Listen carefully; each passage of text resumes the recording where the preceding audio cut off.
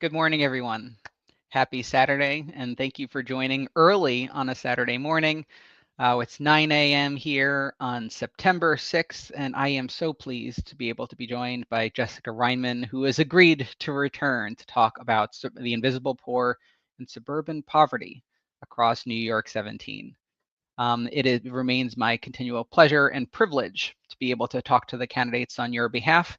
And thank you for all of the notes and comments and certainly views of the interviews.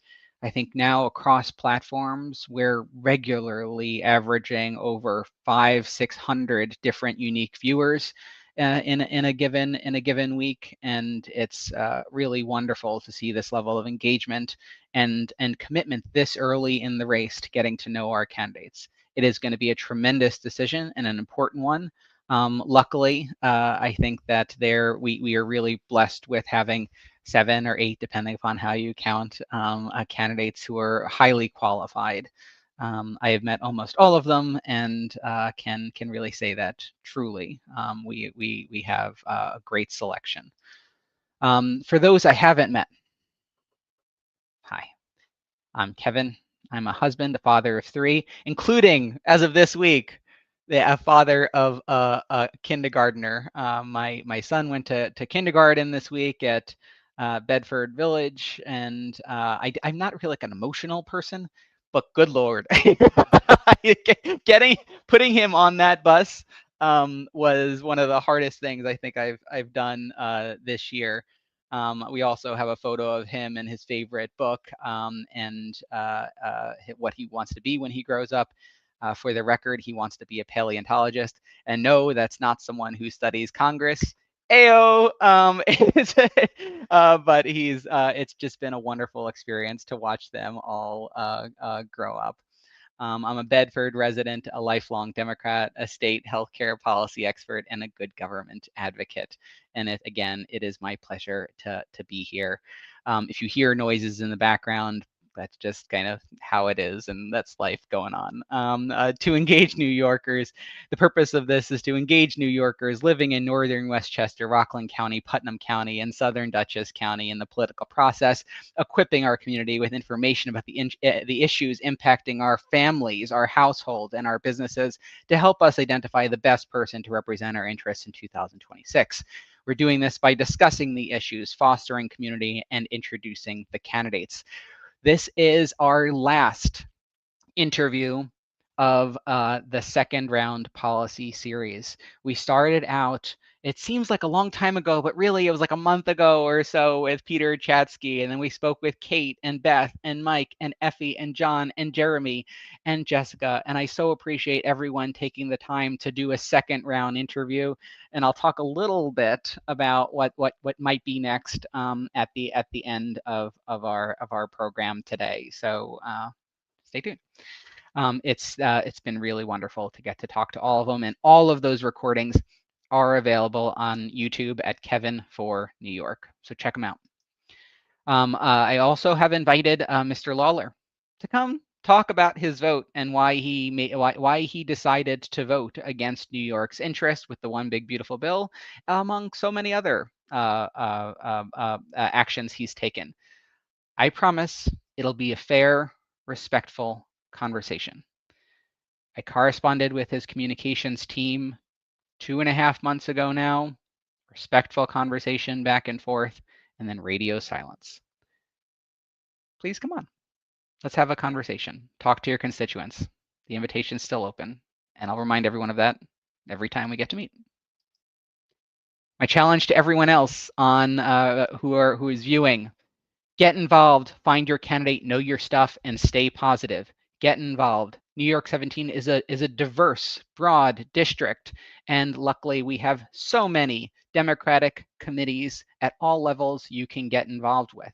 From northern Westchester, again, like after this recording, I'm actually going to find a way to post all of these on social media so you can reach out to your local committee chairs to get involved. Usually monthly meetings, often virtual. It is a way. Now is the time where we're preparing for 2026. It's also one thing that's underway that's critical importance to 2026, which is supporting our candidates in our 2025 elections. Know that Mr. Lawler is actively doing so all across the district, and we need your support to make sure that our local elections are well served by candidates that reflect our values. Get involved. These are our contacts in northern Westchester, the cities and villages, Putnam County, Dutchess County, and Rockland. I have a bone to pick with you. I can't. There is so little information online about who to contact in Rockland County. This is what I was able to pull together from publicly available materials. Please reach out to me. What did I miss? What is wrong on here? And I'm happy to correct it. If you aren't a speed reader and you weren't able to identify like who you should contact, or your town is not listed, just email me, kevinfornewyork@gmail.com. I've helped a few people already get connected to their local committees. Also, speaking of getting involved, come to the Mount Kisco rally today. It's an incredible rally organized every week by Fred Silverman and the Northern Westchester Indivisible. It regularly has over 100 people coming together to share in experiences, really talk about how we are going to organize to fight for our democracy. Also a plug, I'll be there today, and I'll be delivering some remarks. I've been over in my day job. In my other work, I am a state healthcare consultant. I was in DC yesterday delivering remarks on the impact that the federal administration's deletion of data, public data from the public domain, has had on our healthcare system and our ability to treat and understand our greatest healthcare needs. I'm going to talk about our institutions and how they're under threat very specifically. And so if that's of interest to you, or if you just want to come say hi, it'd be great to see you. Today, 1 to 2 p.m., I'll probably be there from 1:30 to 2:30 once we have childcare. Second challenge, find your candidate. I mentioned we have terrific candidates in the race. Jeremy is not a candidate now. He promised he's going to let me know by early October, and we're going to hold him to that. But everyone on this list, find your candidate who reflects your values and policy positions, and give them a starting donation, a token that really right now folks are just starting to build their networks. 2026, $20.26 is a great donation just to indicate your interest, enthusiasm, your appreciation for their willingness to give up so much in their lives to run for office and serve as your representative. Know your stuff, stick to the facts, folks, and stay positive. Again, we have tremendous field, wonderful candidates with a diverse set of experiences. Their hearts are all in the right places. There's enough negativity online. You just need to kind of scroll through the comments on any of my videos or any of the candidates' postings just to see that there's enough negativity in the world. Let's just stay positive. And so with that, and talking of positive, it is my pleasure to be able to bring back Jessica Reinmann. Jessica is the child of New York City public educators. She grew up in a middle-class union family on Long Island. She studied political science at SUNY Binghamton and received her law degree from the Cardozo School of Law before working as a real estate lawyer in New York City, where she advised private equity funds on large-scale acquisitions and sales of real property.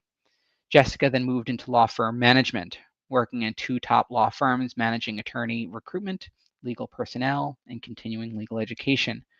In 2014, Jessica started 914 Cares to address poverty in Westchester, where she collaborated with over 160 local organizations to ensure that every Westchester family has the basic essentials they need to survive and thrive.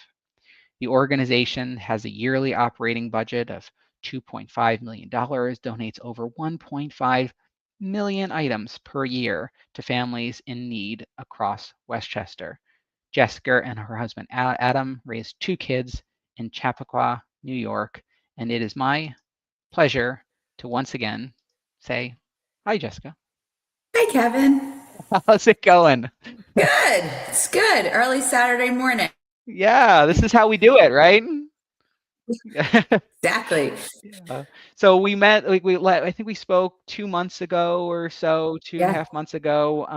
Some of the clips went as viral as any of our clips have so far and got thousands of views online. I think that people really just appreciated the kind of the energy that you brought to the conversation. But like, what's been going on since? How have you been spreading that energy across the campaign and across the district? I mean, honestly, Kevin, this is fun. Uh-huh. I mean, I know that sounds crazy, but A little. I really enjoy meeting people, and like talking with people and getting to know people. It's always been sort of my sweet spot. In the law firms, when I did recruiting, I was on campuses, I was at conferences, and so this is pretty much no different, except that I get to go to Grange fairs and pride parades, and but just meeting people around the district has been fantastic. Team Reinmann has received over 15 endorsements so far from current and former electeds, lots of local advocates in both the Jewish and Black communities.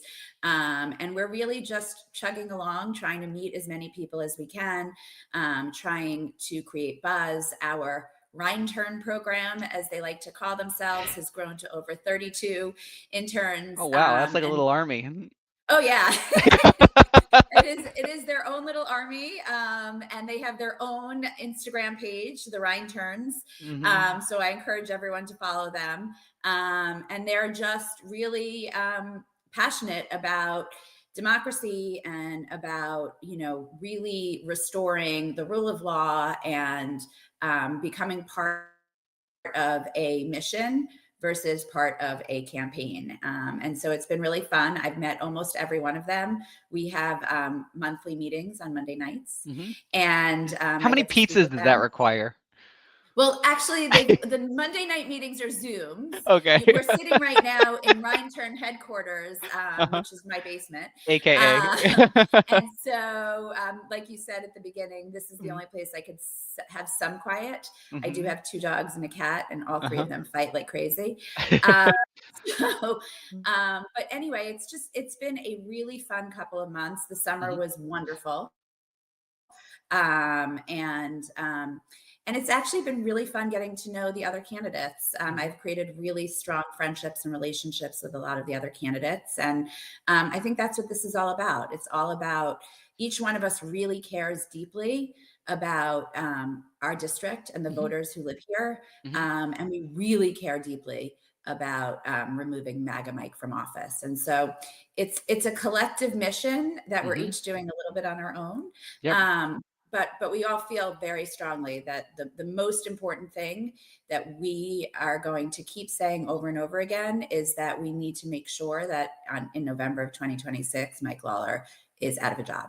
Yep, and that is the mission, and I think you mentioned that before, like that this is less the reason, like you was like just using the example of the interns, like have gravitated toward the campaign is because they seem to want to feel to be part of something bigger. Like what is that bigger that you're kind of pursuing here and putting out?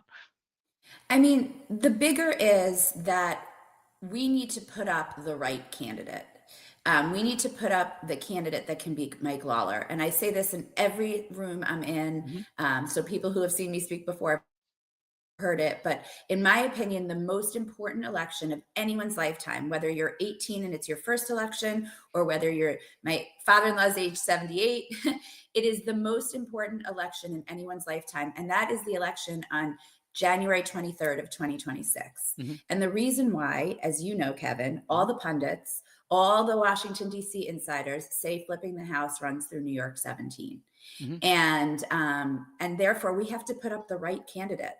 Mhm. We have to put up the candidate who can go against Mike Lawler and win. Mhm. And so to me, that's really what our Team Reinmann's mission is about: getting the word out there about who I am, getting the word out there about what I stand for and what I care about and the work I've done in the community, but also getting the word out that you can't complain in November about your candidate if you don't act now. And so what you're doing is so important, because knowing your candidates is just so important. And as you know, over the course of the last 2 cycles, we've pretty much had no choice. I know there was a somewhat little primary in 2022, but not really. And we just voters have not had a choice. Nope. And until January 7th of this year, all I was a voter. Yeah. I've never been in politics. I've never been elected. I like to say the last time I ran for anything was in 1993. I ran for class president at Hewlett High School, and I lost. And so, and I'm not. That doesn't haunt me at all. For all my high school friends watching, I'm still mad at you for not voting for me.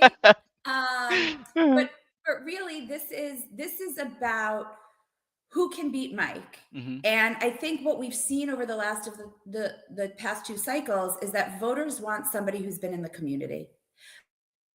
Voters want somebody, they don't want a political operative. They don't want somebody who all they care about is being elected or being part of the DC insiders or being part of the Democratic Party in any county insiders. People want people who know them, people who feel them, people who have lived their lives, who have been in their communities. That's what I wanted. And it's what I felt really deprived of over the last 2 cycles as a voter. Yeah. And so that's why I stepped up. And I think you and I have talked about this many times, but for a decade, I was in every community in Westchester. And I know the problems. I know the issues. You know, you call it invisible poor. I call it the working poor, because everybody that I work with at 914 Cares, they work. They all have jobs, even undocumented people. Some of them work 2, 3, 4 jobs, and they still can't make ends meet. And that's not okay.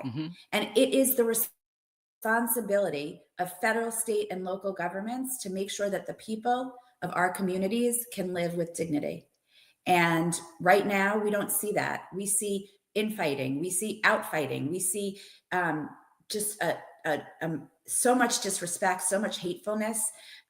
You won't really hear me talk much about Donald Trump and Mike Lawler, other than factual things about votes that they've taken. People don't want to hear the hatefulness anymore. People want to know what you're going to do for them.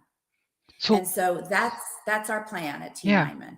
So let's talk about that. Let's talk about suburban poverty and invisible poverty, working poverty. I mean, like, how have you experienced it and seen it across our district? What is it for someone who might not be kind of observing it every day? Because it is sometimes, if you're just going about your daily life, it might not be something that you see, right? I mean, I always admit that, before November of 2014, I worked a full-time job. I traveled. I had 2 little kids. I ran the ASO soccer program for Chappaqua. And so I really did not have any idea what it was and how much poverty existed. And so what is suburban poverty? So I always say there's 3 types of poverty. There's city poverty, suburban poverty, and rural poverty. And in suburban areas, one of the biggest contributors to poverty, or what I call the cycle of poverty, is the lack of transportation. And so in suburbs across the United States, I have friends in Texas and friends in Missouri and friends, all over. In suburbs across the United States, there is not very good public transportation. And that is, just a matter of fact. And so when there's not public transportation, people need to get to work with a car. And if you are working 2 or 3 jobs making minimum wage, it's very unusual that you can afford a car. So what happens? You have to work in your local community. And so, this creates what I call a cycle of poverty. And so just certain little things. So the daycare centers, especially Head Starts, require that you provide your child with enough diapers for the day. And you can't drop them off at daycare if they don't have enough diapers. So what happens? You have to have diapers or you can't go to work. If you can't go to work, you can't afford diapers. If you can't afford diapers, can't send your child to daycare. And what happens in suburbia in particular is that if you can't get out of your local community, if you can't get to the local Sam's Club or Price Club or whatever they're called, or even a Target, then you are spending more money per item than other people. So when you go, and I'm always going to use diapers as an example because it's something that I'm passionate about, but when you go to a Sam's Club and you buy a month's worth of diapers at a Sam's Club, you spend about 20 cents a diaper. When you have to stay in your local community, when you don't have disposable income and you're not able to buy a big box of diapers, but you only buy a small 14-pack of diapers cost about 65 cents per diaper. So we're talking about a 45-cent difference in the cost of a diaper. And of course, it depends where you are. And, you know, these are all general. Yeah. But the point is made, like you can't buy in bulk. You have to buy these higher priced items. You have less income. I mean, like it is a cycle. Yes, correct. And then the other thing that I always feel very important for people to understand, and I promised you I was going to get into the nitty gritty just a little. So in the 1950s, the United States created a poverty line. It was created under Eisenhower. At the time, it was created to determine who in the United States would be would have social programs available to them, federal social programs like WIC, like TANF, like Medicaid. And they decided to have the federal poverty line be based upon solely the cost of food in the United States. And so back in the 1950s, 90% of the food we ate was made or grown in the United States.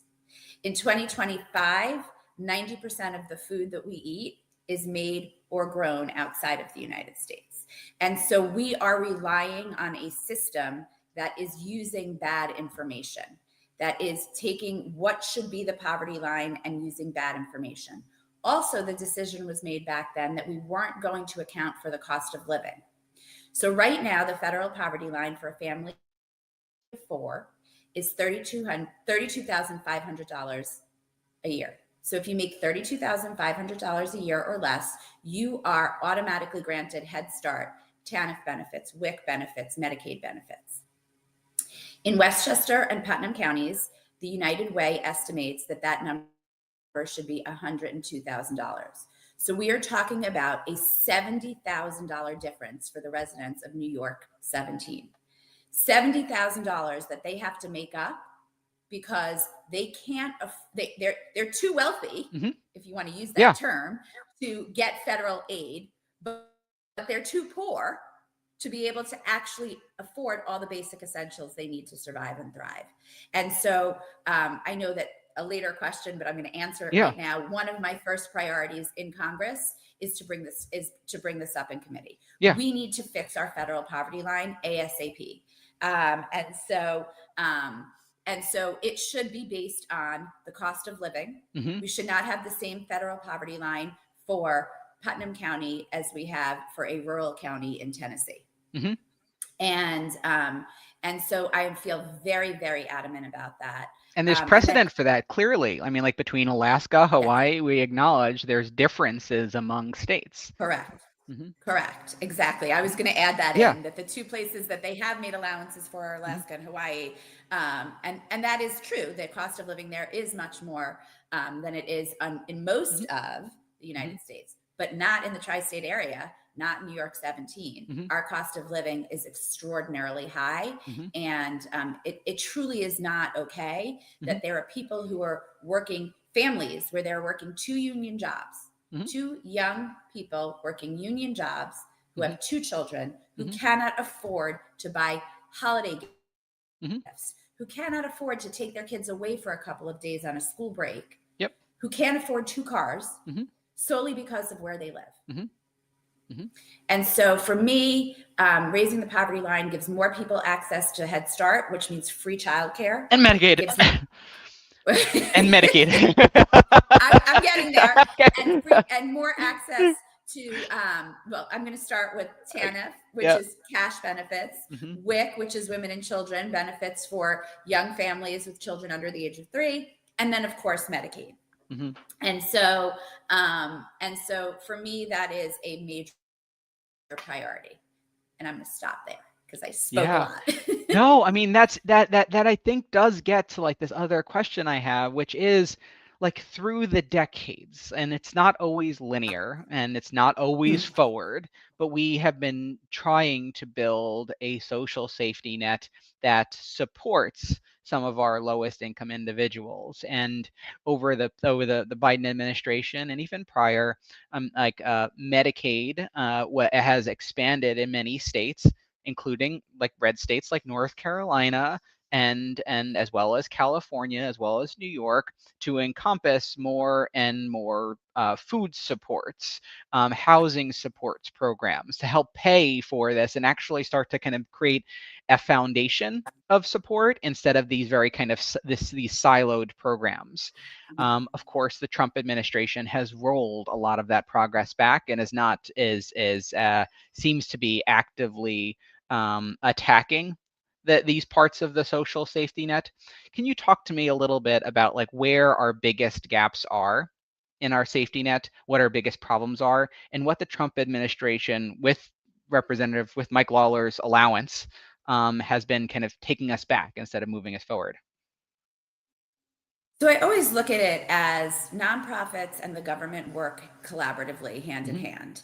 And actually, I've been visiting nonprofits all around the district over the course of the last couple of months, and have really confirmed what I knew through 914 Cares, which is that when the government helps this much and nonprofits help this much, and we need to work together collaboratively. But when one of the two fails, then the only people we're failing are the voters, are the people who are living.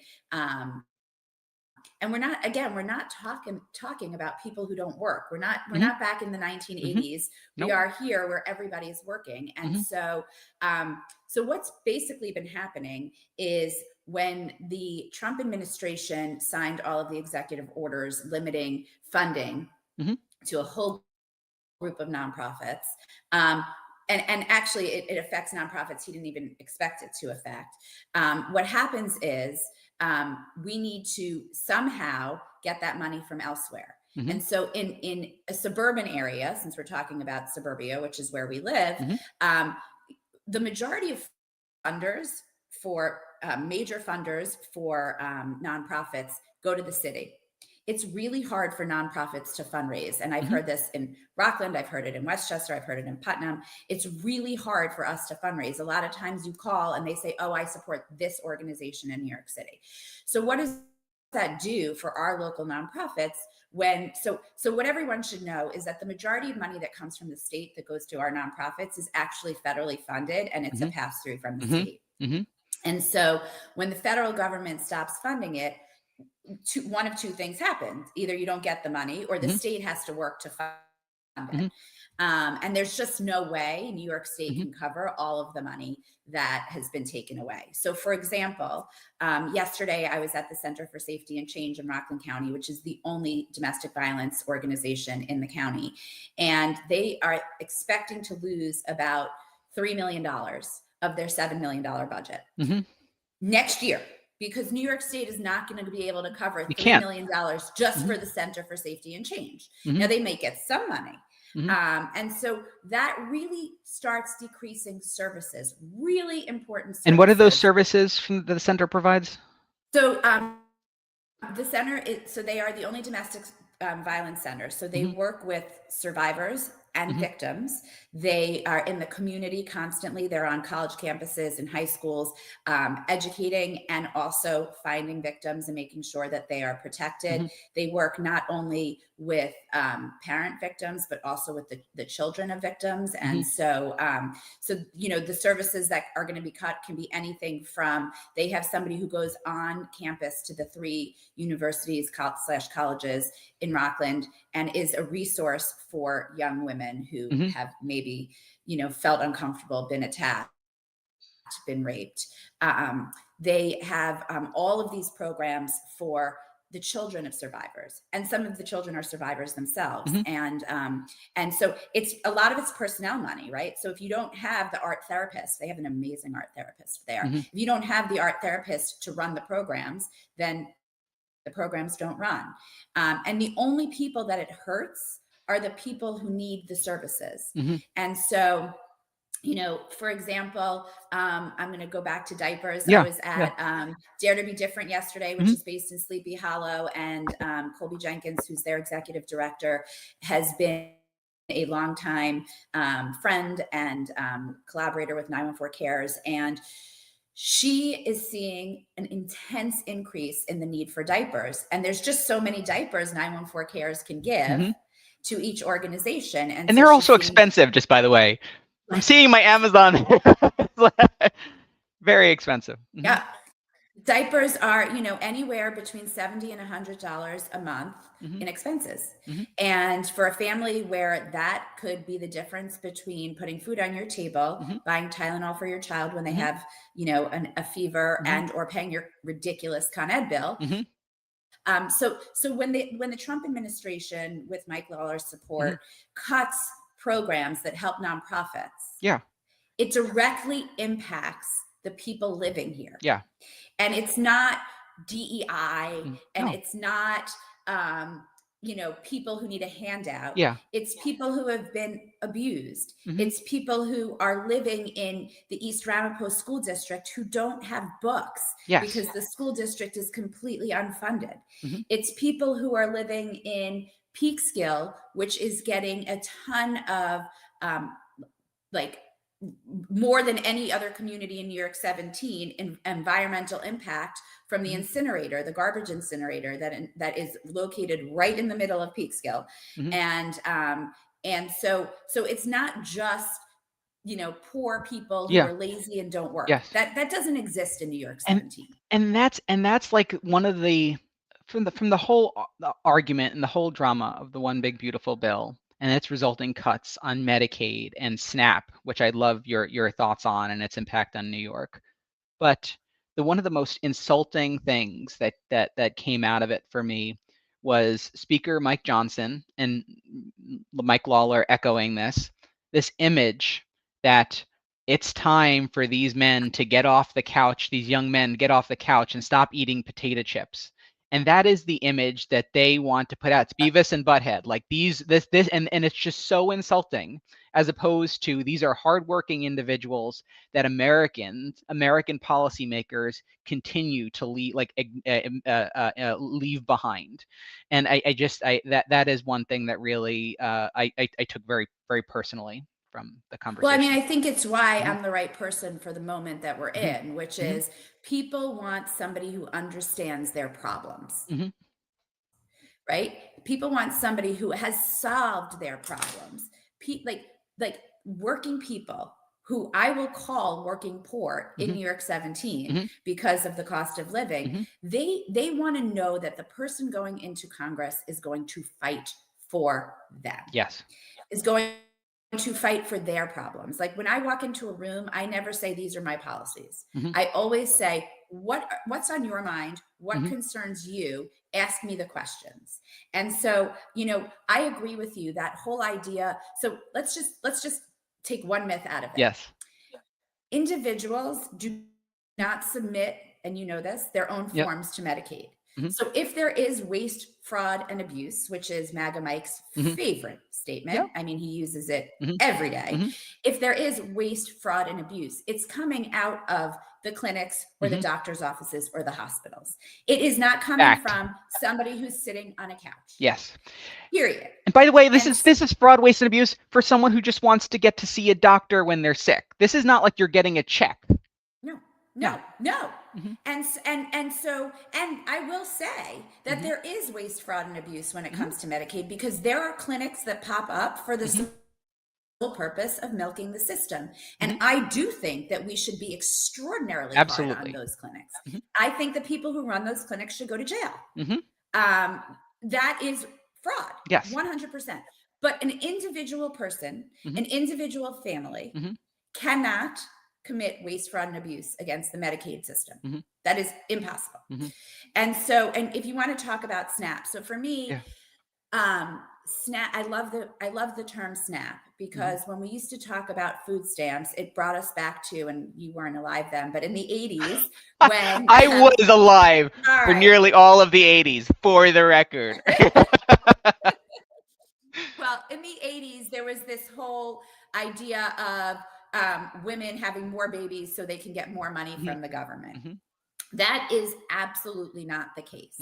When people come to food pantries, when people ask for things from 914 cares, when people go to their local daycare centers and are begging for somebody to watch their child, that's humiliating. It is not something they want. They don't want to be there. They want to be taking care of their families. And so when we talk about SNAP benefits have really come a long way since the initiation of the quote unquote food stamp. And now you can use your SNAP benefits at fresh farmers markets. You can use your SNAP benefits at at Whole Foods. You can use, people can really use those SNAP benefits to create a healthy lifestyle for their children. SNAP money also does go to help funding for programs in schools, after preschool and after school programs, and it goes to help nonprofits. Let's just be clear. And so, SNAP funding is just one of the many cuts. And so it's one that really we can understand. But I always walk in, before I started running, I always walked in a room and I would see when poverty or, need was on the bulletin board, it was always food and shelter. And those are two really important things. But we need to remember that there is more than just food and shelter. That people need clothing, that people need diapers, that women and menstruators need period products, that if you don't have hand soap, if you don't have toothbrush and toothpaste, you are going to get sick. And if you get sick and your Medicaid care is cut and you can't go for health care, then you get even sicker and you can't work. And your children, we have a very huge epidemic in New York 17 of chronic absenteeism. Kids not going to school. They're not going to school because they're hungry, because they don't have clothing to wear, because they have their periods, because they're sick and they can't get help. And so it's more than just SNAP. When he was inaugurated and he started putting all of those executive orders into place, we saw it affect every single nonprofit, every single community. I just would like to say that every single community, even the ones you think of as the most affluent, have people living in poverty in them. And so in every single community in New York 17, we have people in need. And so it's really important to point out that it's not located in one specific area. It's not located only in our cities. New York 17 only has one city, that's Peekskill. It's located in everybody's backyard. And it's really, and yesterday was International Day of Charity. And I feel really strongly that everybody watching today should make a donation to their local nonprofit. $5, $10, $10,000. It's all helpful because we are going to be the ones on the ground. We are going to be the ones helping our community members, helping our neighbors who are being affected by, I don't call it what he likes to call it, I just call it the budget. But the budget cuts. Those are the people. If you were going to call out I know this is going to be probably the toughest question I ask you. If you're going to call out a couple of nonprofits that could probably use some attention today, which would be three? I mean, I know you have a list, and it's like choosing among children. I have a list. If anyone wants to go to my social media, yesterday I put down a lot of them for International Day of Charity. I will say there's been significant cuts to both domestic violence and LGBTQ plus organizations. And so I will call out Hope Store, My Sister's Place, Center for Safety and Change, Pace Women's Justice Center. Those are 4 amazing organizations around New York 17 that do amazing help with domestic violence. And then I will call out the Loft and the Pride Center. The Loft is in Westchester, the Pride Center is in Rockland, and they're 2 LGBTQ plus organizations that really help, and they help with poverty. And by the way, our queer community is not only ostracized for being queer, but a lot of them are part of marginalized communities. A lot of Mhm. them are kicked out by their families, and they are Mhm. living in poverty. Mhm. And so this is all interconnected. And so I'll take the opportunity to call out those 6 right now. Awesome. So first day of Congress, is there a particular bill that you would want to introduce if you kind of ruled the world, like that you would really want to put forward as something that really reflects what you see as kind of a primary policy platform for you? So my first day in Congress, I'm going to start on the federal poverty line, because to Mhm. me, that's like an overarching issue that's going to take Mhm. a long time to talk about and really dig into. And so obviously with my experience, my expertise, affordability, the economy, those are all things. But really, on my first day of Congress, if I could have one bill signed Mhm. into law almost immediately, it would be a gun safety law. Mhm. And so that sort of takes us totally out of the Yep. poverty Yep. world. But you dropped your son off at kindergarten Mhm. for the first time. I dropped my son off at 11th grade, and my Oh my daughter God. is a senior in college. Yeah. And so and so parents are worried every single day Mhm. about gun safety. And it's not just in our schools, it's in our churches, it's in our synagogues, Mhm. it's in our malls, Mhm. it's everywhere.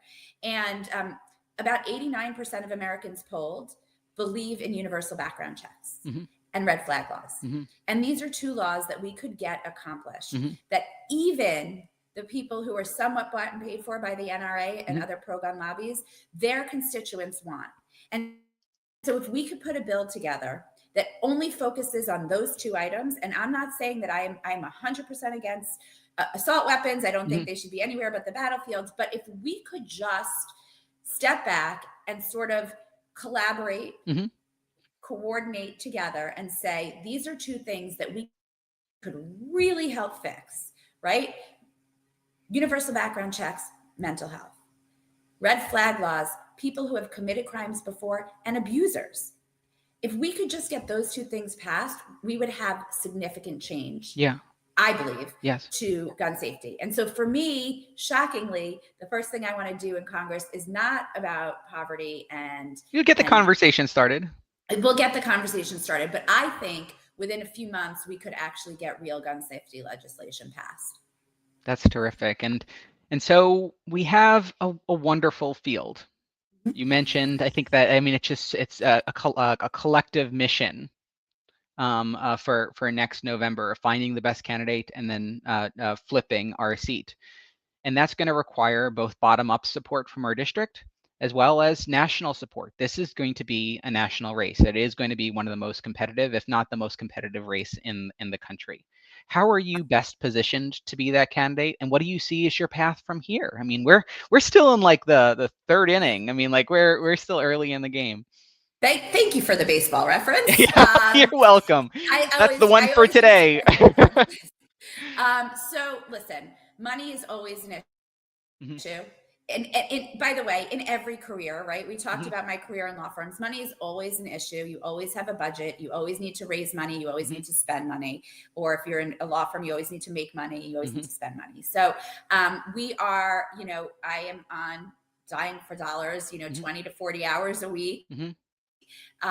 We are, out in the community. We are doing all of the things that that candidates do with, social media Mhm. and texting and Mhm. text to give and Mhm.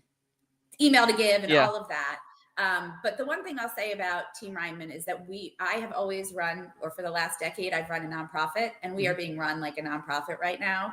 We are spending very little money. Mhm. You won't see a lot of like big advertisements.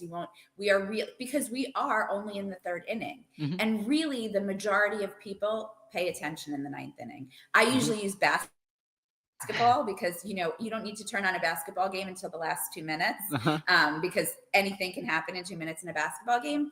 And so right now, my mission and what we are doing is getting out and meeting people Mhm. every single day, Mhm. because, well, I've never been a politician. I want to hear from everyone what's important to them. Mhm.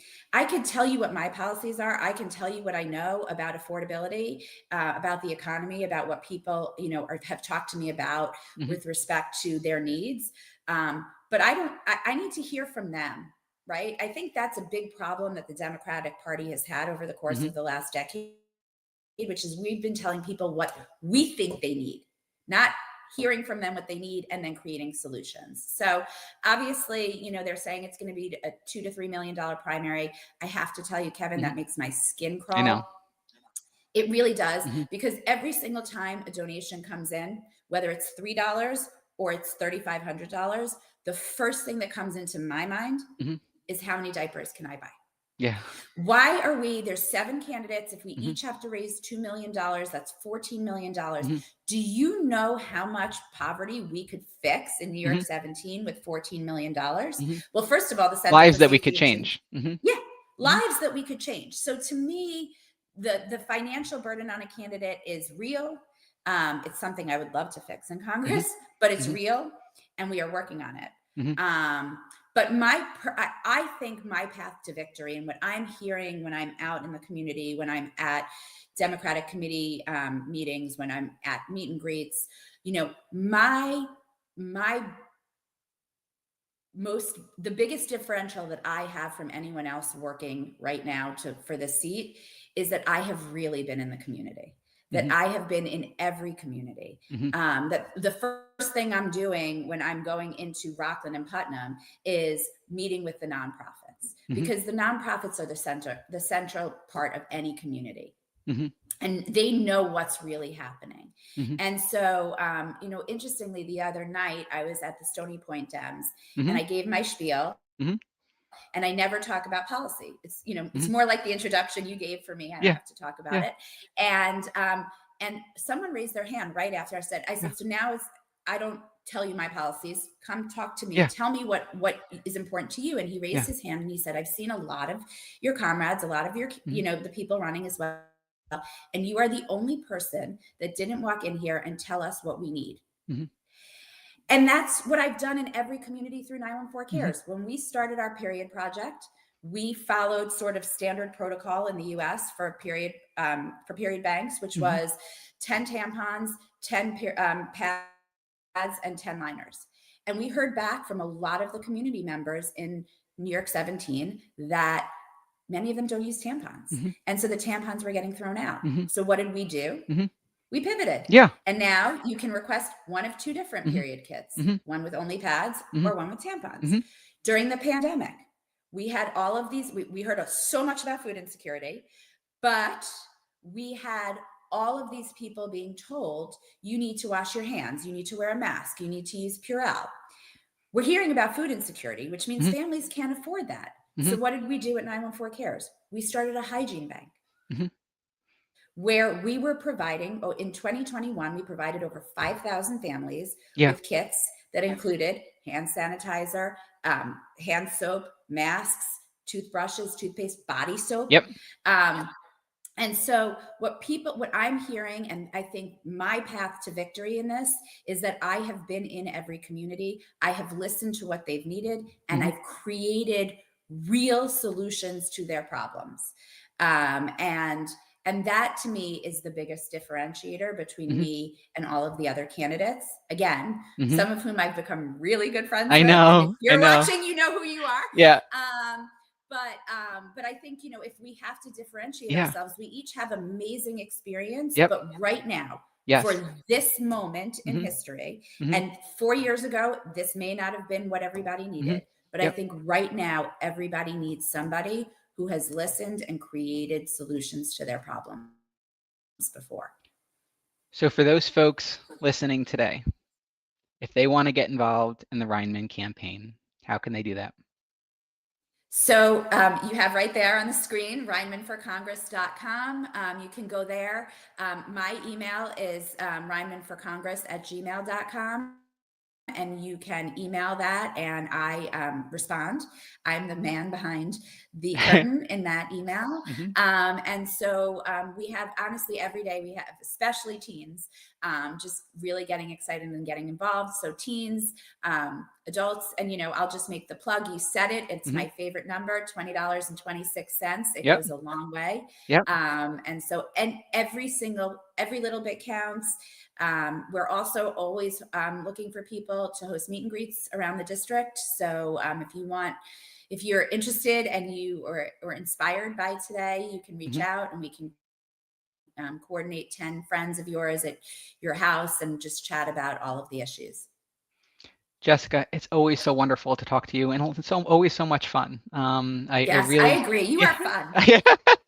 I so appreciate how you put a spotlight on those who are often spoken about in abstract, and I think that really comes from the heart-led experience that you've had over the past decades in our communities. Thank you for all that you've done. Thank you for all that you're doing, and thank you for all that you're inevitably going to do for all of us living in the region. I just want to take a second to thank you, Kevin. I truly think what you're doing is admirable and difficult. And I think every single one of us really appreciates you getting our message out there. So thank you for the work you're doing. It's my privilege. Thank you, Jessica. I'll see you soon. See ya. Bye. So everybody, that's Jessica Reinmann. If you liked what you heard, get in touch. Donation, $20, 26 cents to her, to the other candidates. It means a lot. It doesn't seem like it means a lot, but it means a lot. It's a show of support from the community for our candidates who are giving up their lives to run for Congress. I mean, Jessica mentioned 20 hours, 40 hours a week dialing for dollars. That is very real. We heard that from Peter Chatsky as well. I think all of the candidates are giving up significant time from their often full-time jobs, other like family commitments, in order to run an with the ultimate hope, altruistic hope of representing us in a way that we have not been represented in a long time. This is the last of our second round interviews, our policy conversations. Peter, Kate, Beth, Mike, Effie, John, Jeremy, and Jessica. All of the recordings are on YouTube. They're on Facebook, I'm finding, for a month. They're live on Instagram and then they disappear. I don't know why, but I don't know a lot of things in life. But they're all, I do know that they're all on YouTube, both the first round and the second round. And I do hope you'll view them, and I do hope that you found them helpful in getting to know our very talented, committed people who are running for office. Where do we go from here? Stay tuned. This is not the end. I thought it was going to be the end. A big part of me was hoping it would be the end, but it is not. And so I will have more information about what happens next as we head later into fall.